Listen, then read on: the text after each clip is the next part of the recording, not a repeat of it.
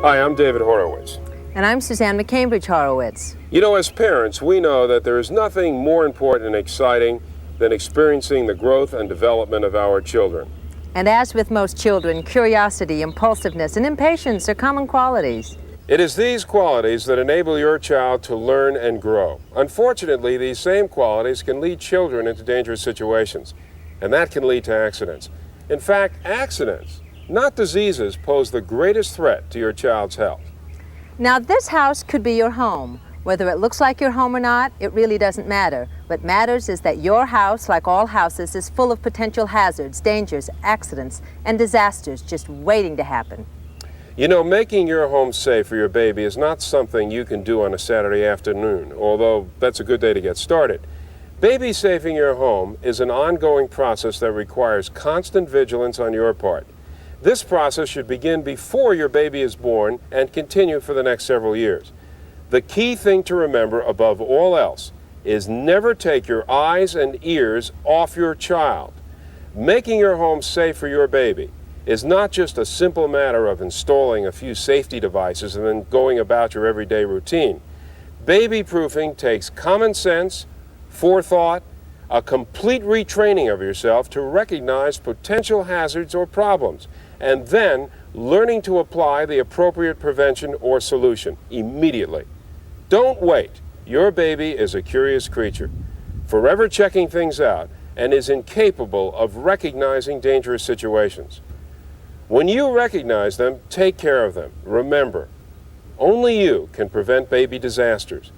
There is no substitute for close parental supervision. So let's go inside.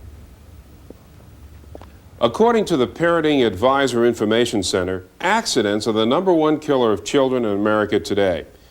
Each year, about 10,000 youngsters under the age of 14 die in accidents in or near their homes. And more than 1 million other children require medical attention for injuries. Accidents don't just happen. If you believe there is nothing you can do to prevent accidents, then you may be increasing the chances that your child will experience a serious one. Most accidents can be prevented, but no matter how much prevention you undertake, some accidents will occur. Your job is to reduce the risk and to be prepared if one occurs. That's what this tape is all about. In this video presentation, we will take you through the various stages of your child's development, from infant to crawler to toddler, as he or she explores the wonders and potential dangers of your home.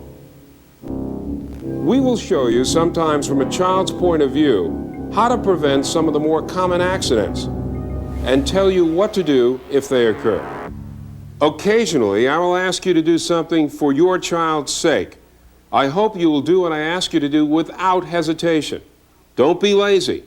We're talking about your child's safety.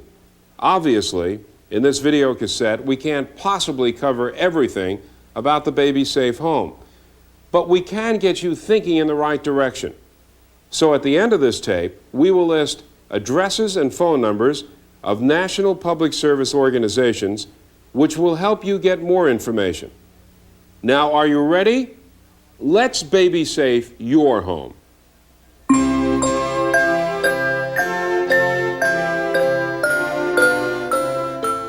When we were doing the research for this tape, we found out a very shocking fact. Each year, more children die in home accidents than from all childhood diseases combined. Watch your children as they play. You'll note that nothing can substitute for careful supervision. To safeguard an infant from accidents, it is vital to observe 3 basic rules. First, never underestimate the rapid rate of a baby's physical, mental, and social development. It increases literally while your back is turned. Second, always be prepared for the unexpected. And finally, never leave a baby alone outside the crib or playpen. Even in such relatively safe surroundings, it is essential to check frequently to make sure the baby is not exposed to any hazards.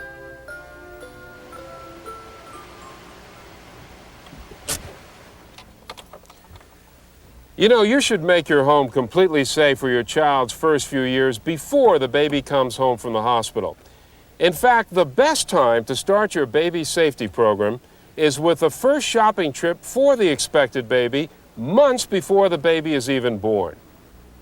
Among the various items you should buy is an infant car carrier, specifically designed for small babies from birth to about 17 pounds. It is a must for the first car ride home from the hospital and should be used every time you put the baby in the car.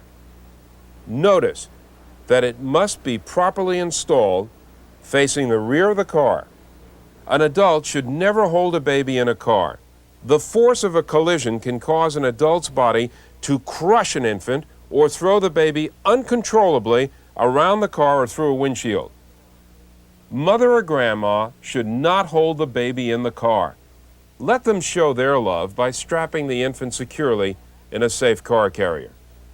While accidents in general kill more children than any other cause, it is traffic accidents that are the leading cause of death for young children in the United States.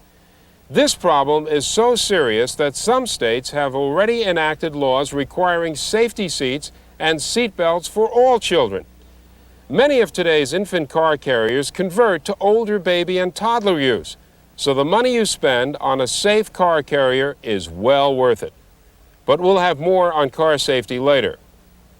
Now that we've driven the baby safely home from the hospital, let's make sure he is going to have a safe environment to live in.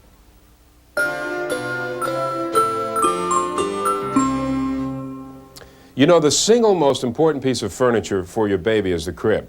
It is here that your baby is going to spend most of the first years of his or her life.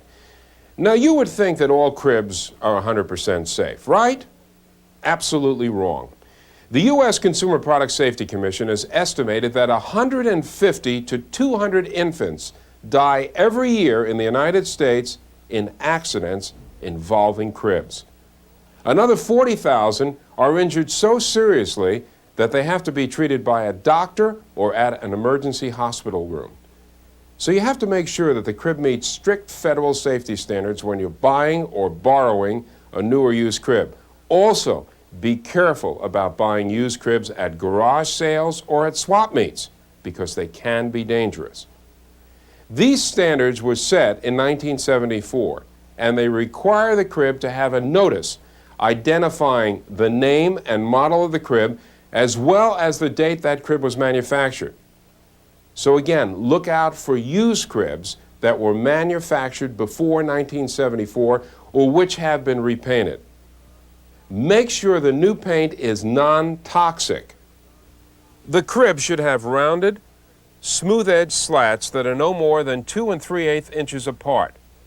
This prevents the baby's head from slipping through and getting stuck. The side drop should have at least 2 baby-proof lock-release mechanisms to prevent a toddler from lowering it. It should take a minimum of 10 pounds of pressure to lower. Now, most of today's cribs have these kick devices which must be pushed in while lifting the drop side up in order to lower it. This is very difficult for a child to do. To prevent the baby from falling out when the side is lowered, the top part should be at least 9 inches above the mattress support at its highest position. When the side is raised, it should be at least 26 inches above the mattress support in its lowest position. There should be smooth metal hardware, no sharp edges or protruding bolts, screws, or nails. The mattress should be close-fitting. Make sure you cannot easily stick more than 1 finger between the mattress and the side of the crib. The crib construction and weight should be solid enough not to be pulled over and sturdy enough so it doesn't rattle. To cushion and protect your baby's head and to minimize drafts, you should use fabric padded bumpers around the sides of the crib.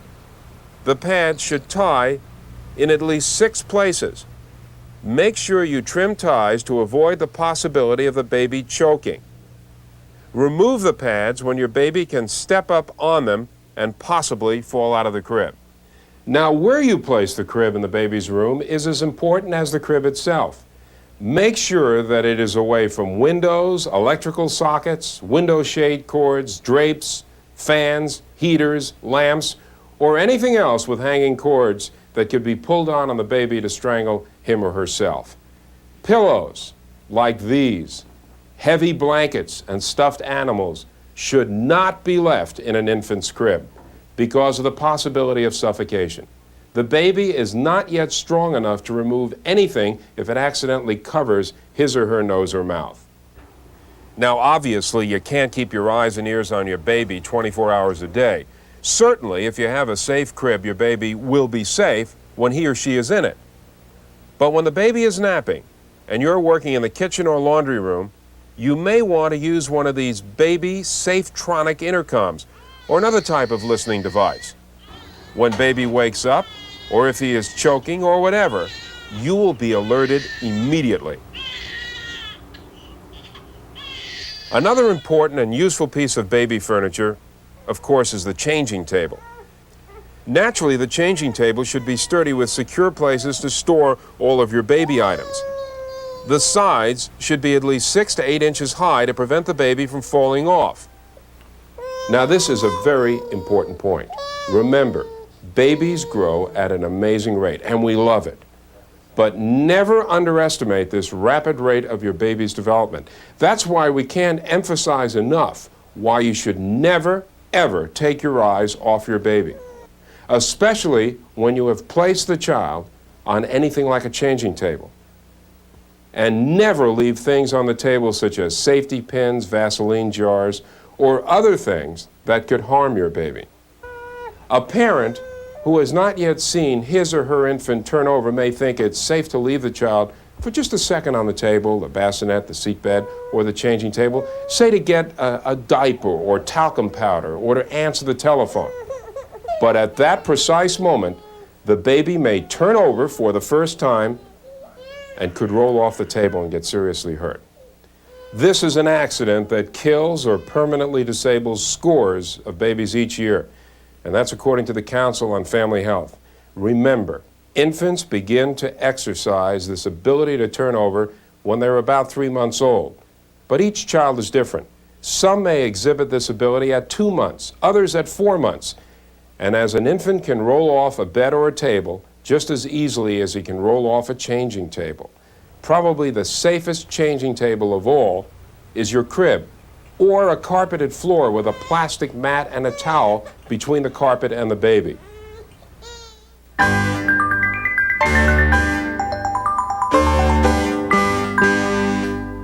Now, this is as good a time as any to make your emergency phone number list. Now, you might remember earlier that I told you that I would be asking you to do certain things during this tape. Well, this is one of those things, and it's an important one.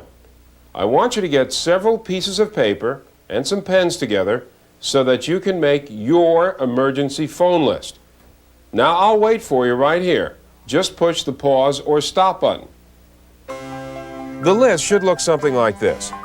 It includes numbers for police, fire department, doctor, ambulance, hospital, 24-hour pharmacy, closest neighbor or friend, nearest family member, and poison control or information center. The phone numbers of the poison control centers are usually listed on the inside front covers of most phone books. It is also a good idea to include other information, such as family blood types, known allergies to medications, and other important medical information. And yes, you should even include your own name, your address and phone number, and the nearest cross street for that one time an emergency strikes while grandma or the babysitter is supervising while you're out. In many cities, there's an all-purpose 911 number for emergencies, And in some cities, there are emergency police hotlines manned by people who speak different languages, such as Spanish or Japanese. Check with your local police department. Now put your recorder on pause or turn it off, or go back to the beginning of this section and make those lists. Then post them next to each telephone in your house. Remember, having these lists available by your phones could mean the difference between life and death for your baby. So do it now. Here's another important baby item you'll probably buy or borrow: a stroller or carriage. Again, use your common sense here. The U.S. Consumer Product Safety Commission says that every year more than 11,000 emergency room treated injuries result from accidents involving strollers and baby carriages. So carefully examine a stroller before you buy or borrow it. Here's what to look for: well-padded upholstery, a wide enough base to prevent tipping if your baby leans over the side. Make sure strollers don't tip over when baby lies down in the reclining position. Make sure the seat belt is strong and durable and fits snugly around your child and can be easily fastened and unfastened by you. Make sure there are brakes on both rear wheels and that they are convenient to operate.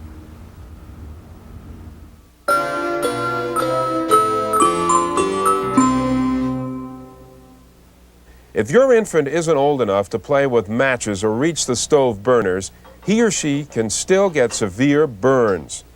In fact, 80% of the burns to children under 8 don't come from fire.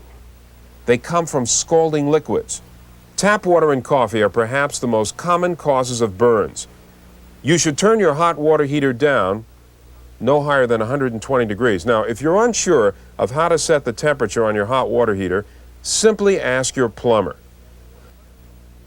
Water that is 140 degrees can give a small child a third-degree burn in just 6 seconds. This is very important. Make sure you check that warm water before you wash or bathe the baby. Some hospitals and burn centers give out these free water thermometers.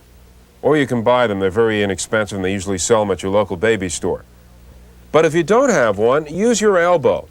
It's more sensitive to temperature than your fingers.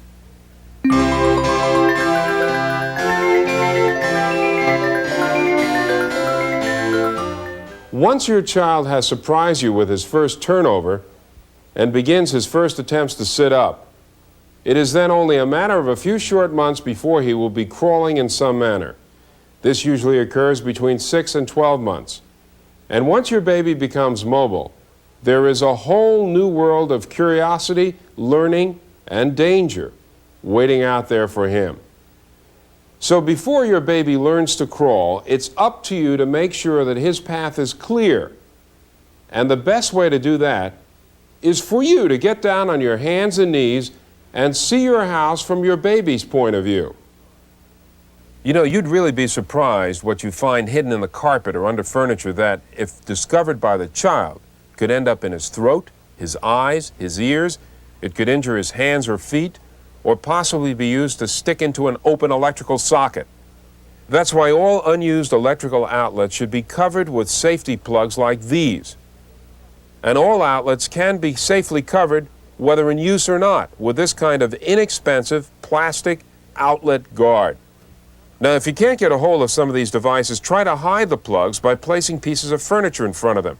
And make sure that cords and wires from lamps and appliances are not hanging over tabletops or counters for baby to grab onto.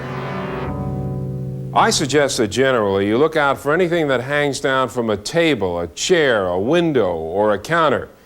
Any one of these things can result in not only a bump on the head or a concussion, but maybe a burn or any combination of serious injuries.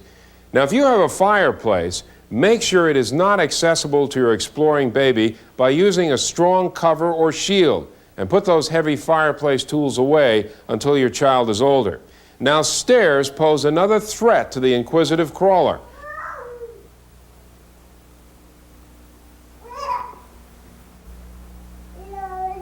To prevent falls and serious injuries, you should use a safety gate at both ends of the stairway. children usually learn how to climb upstairs first. Those old accordion gates are dangerous and shouldn't be used under any circumstances. Certainly, carpeting your stairs helps reduce the risk of injury. When your baby is learning to use the stairs, try to teach him to go down backwards on his stomach, as Suzanne is demonstrating. Or you might want to tie securely a rope along the stairs at the child's arm height to be used as a temporary banister. Always make sure your stairs are clutter-free. If you must use a high chair, make sure the legs are sturdy and set wide apart so it doesn't tip over. It should have restraining straps at the waist and crotch to prevent the baby from sliding out. No matter how safe you believe your high chair is, never, ever leave the child alone in it.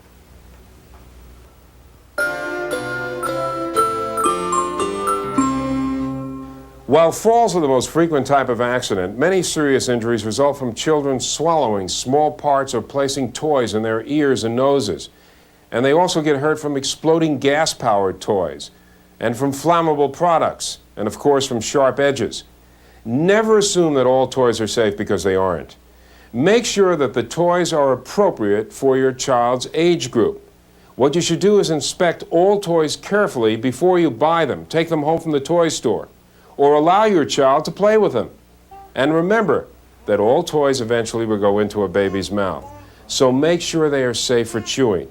What you should do is check for brittleness, sharp edges or points, or parts that are small enough to swallow if they break off or are removed. If the toys are painted or contain paint, glue, or liquids, make sure that package or that toy is labeled non-toxic or non-poisonous. Make sure your infant or toddler does not have access to an older child's toys.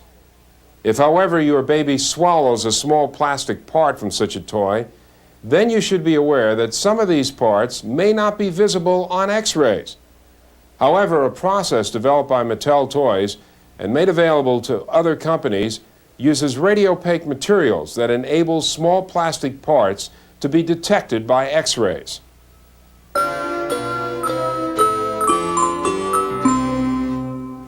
If your baby does happen to find something on the floor, like a piece of raw carrot, popcorn, hard candy, or buttons, or breaks off a piece of a toy and swallows it, there is always the possibility of choking.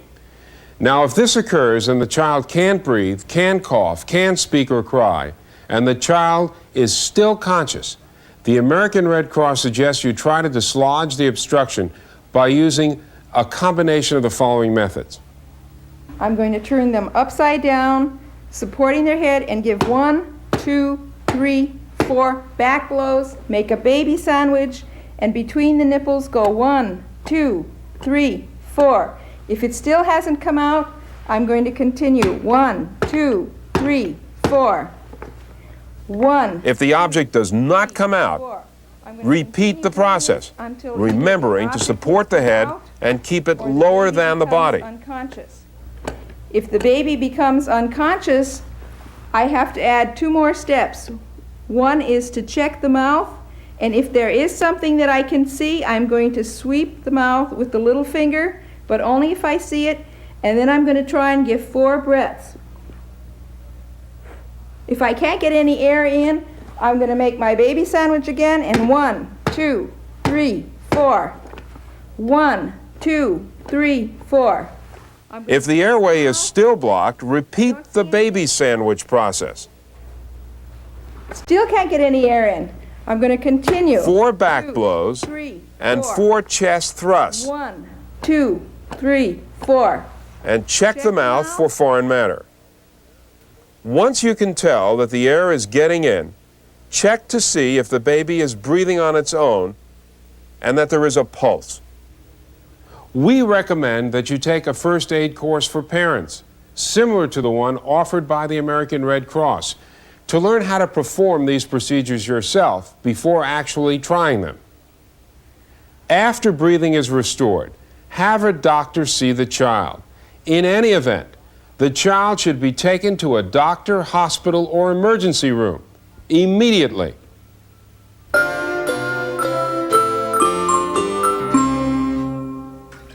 Assuming you've just adjusted the hot water heater and you're now using your bathtub for your baby's baths, here are a few safety items that are available. This nozzle cover protects baby's head from accidentally hitting the hard metal spout.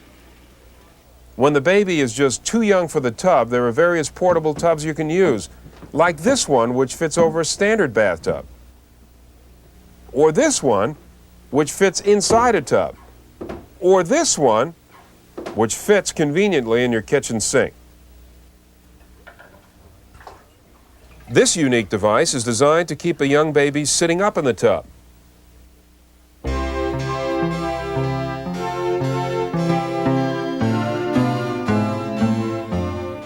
The Council on Family Health says that home accidents are the leading cause of fatalities in the 1 to 3-year-old age group. You must recognize that as soon as your baby can walk, his entire environment takes on new dimensions that invite exploration. Walking not only means mobility, but the possibility of falling or otherwise getting into trouble. It is imperative for you to examine your home and eliminate methodically all the potential hazards a toddler has not yet learned to avoid. The best place to start is with the most dangerous room in the house for your toddler. It's your kitchen. Try to anticipate the potential hazards of your kitchen before your baby is able to get to them. Once again, get down on all fours and check out the kitchen from the toddler's point of view. Only this time, the floor and things close to it are not your only concern. Your child will attempt to open drawers and cabinets, reach up to the counter, the stove, the refrigerator, the dishwasher, and anything else that's around. He'll find a way to check out everything he possibly can. Just about everything stored under your kitchen sink is deadly or can cause serious injury to your baby. Remove all of them. Get rid of things you don't really need, and store the remaining items well out of baby's reach or in a locked cabinet. You can use inexpensive safety latches like these, or these baby-proof plastic locks, which are simple to install.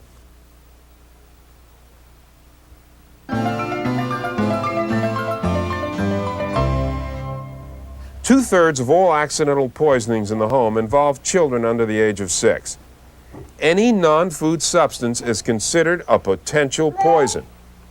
Now that includes things like cleaners, medicines, vitamins, and even your friendly green philodendron. Many houseplants are potential killers. They are poisonous. Here is just a partial list of some of the more common plants which should be removed from your home or placed completely out of reach.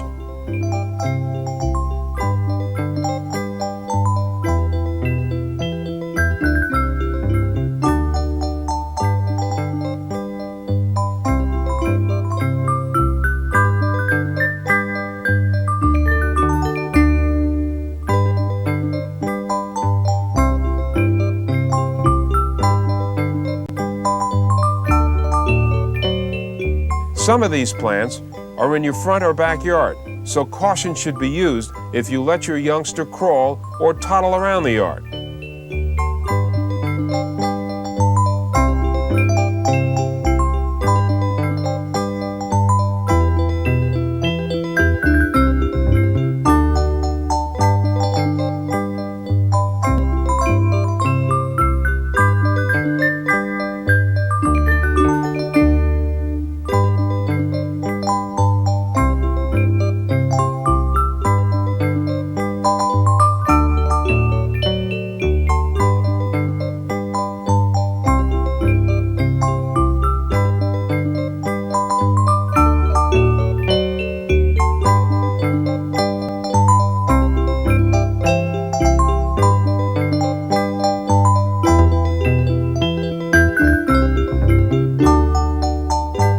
But remember, leaves fall off plants and children will put the leaves in their mouths if they get to them before you do.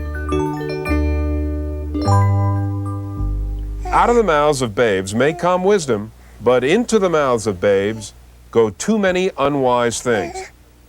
So if an unwise thing has found its way into your baby's system, it is important to know that poisons fall into two categories: before you take any action.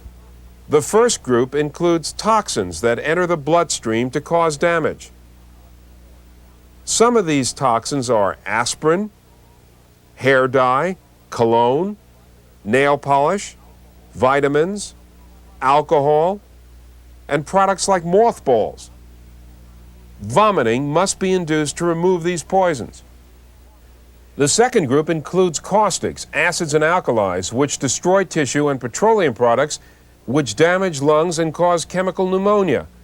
Items that fall into this category are ammonia, depilatories, or hair removers, gasoline, furniture wax, fabric softener, drain cleaners, bleach, and hair permanent wave solutions. Caustics and certain petroleum products should not be vomited because they will cause more damage on their way up. And the antidotes on the product labels are sometimes just as dangerous as the poison itself. Your best bet is to call your 24-hour Poison Control Information Center. The phone number should be in your phone book. It should also be on your emergency phone list at home. Some poison control centers offer stickers for your telephone with the emergency numbers on it. So you should be prepared for an accidental poisoning by keeping these two items readily available. They can be purchased at any drugstore. The first one is called syrup of ipecac, and that's used to induce vomiting. But it should not be used unless directed by a doctor or your poison control center. The second very important item to have in your home is activated charcoal to deactivate toxins or poisons in the stomach. If you suspect your child has swallowed a poison, the Council on Family Health suggests you follow this procedure. Number 1, call your physician, hospital, Poison Control Information Center, or emergency fire or police rescue unit promptly. 2, dilute poison by giving water, 1 or 2 glassfuls, but do not use carbonated fluids. Number 3, make your baby vomit, if so directed, but not if he or she is unconscious, having fits or convulsions, and cannot sit and stand. Do not induce vomiting if your baby has swallowed poison containing kerosene, gasoline, or other petroleum distillate unless the poison contained a toxic pesticide or chemical which must be removed from the body immediately. Do not induce vomiting if your child has swallowed a strong corrosive, such as lye, strong acid, or a drain cleaner. The most important thing to remember with poisons is that you are dealing with potent, lethal chemicals, which have specific effects and require specific remedies. The wrong remedy can even be more dangerous than the poison itself, and the baby's delicate system will require the most cautious and precise treatment of all.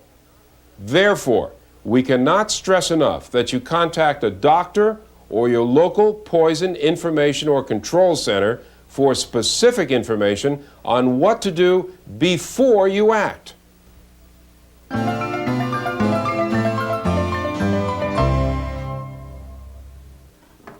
There are other kitchen hazards you should be aware of.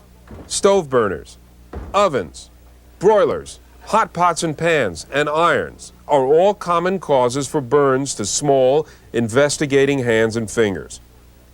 So one of the first words your baby should be taught is hot. Teach your child never to touch the stove or oven. Say hot. And when you cook, try to use only the back burners. If that is not possible, make sure the handles of your pots and pans are turned to the rear of the stove. Make sure all appliance cords are tucked behind the appliance and not hanging down over the counter. Get rid of those refrigerator magnets that can fall off and be played with and easily swallowed by a youngster. Store all sharp utensils safely out of the reach of your inquisitive toddler, and never leave them on the countertop or table. And speaking of tables, it's a good idea to remove all tablecloths that hang down over the side. They can spell impending disaster. Store pots and pans, glassware, and breakable items in locked cabinets. You can use these child-proof locks and safety latches, or these safety doorknob covers, which can also be obtained at most baby and hardware stores. You may also want to make sure that your toddler doesn't accidentally lock himself into the refrigerator or dryer by applying these Velcro locks or plastic refrigerator locks. Keep all plastic wrap and storage bags safely locked up. This includes garbage bags, sandwich bags, food wrap, and the kind of plastic that you get over your clothes when they come back from the cleaners.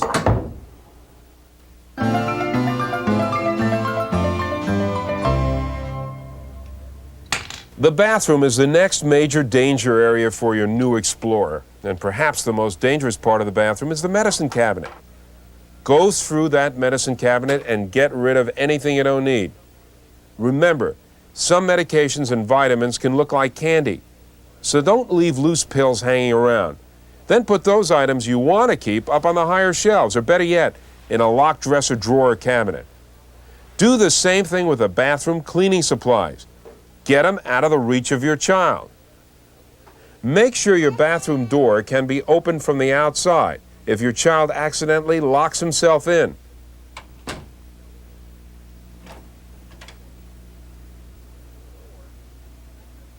Or, as Suzanne is demonstrating, toss a towel or blanket over the top of the door to prevent it from closing all the way. Another favorite pastime for some toddlers is their fascination with the drain action of a toilet. Where does all that water go? The child may think that throwing a bottle of Mommy's expensive perfume into the toilet will answer that question. To prevent incidents like this, or a more serious one where your baby attempts to check this out firsthand and faces the possibility of drowning, you might want to use Velcro locks like this on the seat.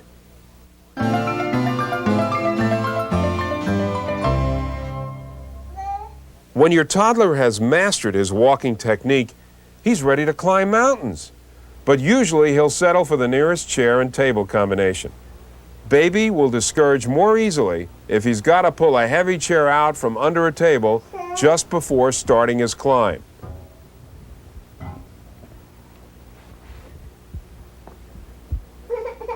So make sure all your chairs are pushed under tables. Now a few words about babysitters.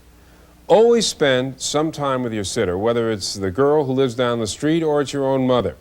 Review your safety routines and precautions carefully every time you leave the house.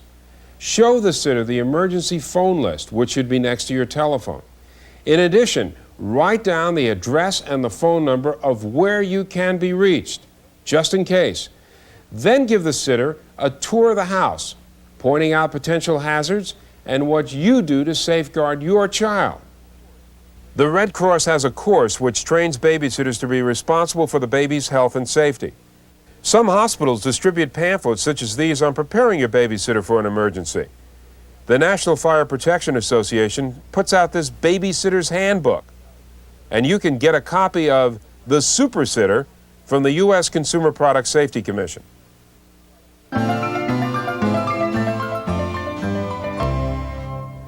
And finally, some more information about car safety and your baby.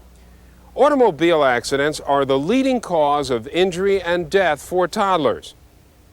Now, you wouldn't stand idly by as a child teetered on the edge of a third-story window, and I'm sure that no parent would withhold polio immunizations from a child. Yet every day, children all over the United States are exposed to a threat far more dangerous: motor vehicle accidents. And most of these accidents occur near the home or on short trips. Don't ignore safety rules, no matter how short the trip is. In fact, in the United States, 75% of all safety seats are being used improperly. So be sure yours is installed and used correctly at all times.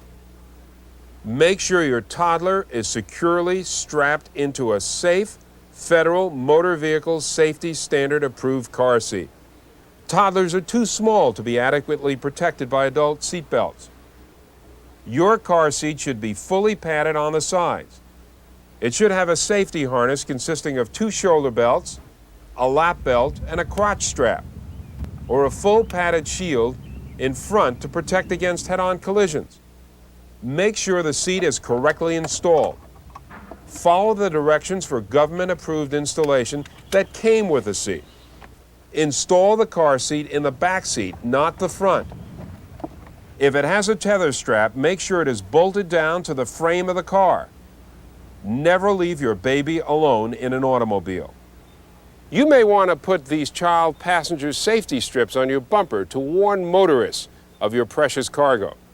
You can get a booklet like this one, The Perfect Gift, which is all about choosing and using infant car carriers and car safety seats simply by contacting your local office of the Automobile Club. As I said earlier, many states have passed laws requiring the use of approved safety seats. So in these states, it's not only unsafe not to use one for your toddler, it's also against the law. A safe home means a safe baby, and a safe baby is a happy one.